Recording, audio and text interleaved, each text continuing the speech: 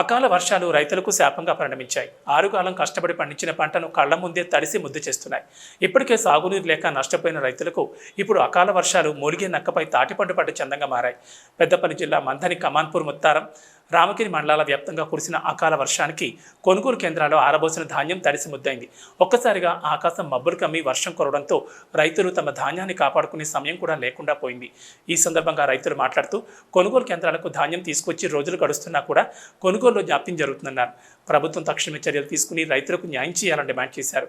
తడిసిన ప్రతి గింజను తరుగు లేకుండా ప్రభుత్వం మద్దతు ధర కల్పించి తమను ఆదుకోవాలని రైతులు విజ్ఞప్తి చేశారు.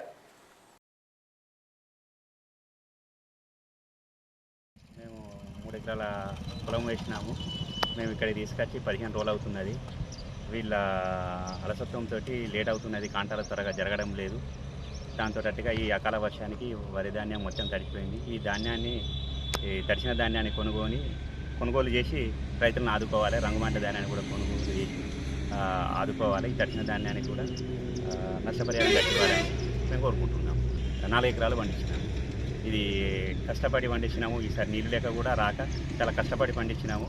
ఈ కష్టపడి పండించిన దానికి ఇప్పటికి మార్కెట్కి వచ్చినాక కూడా ఇలా అలసత్వంతో మాకు ఈ విధంగా నష్టం జరిగినది. అకాల వర్షంతో నష్టపోయింది.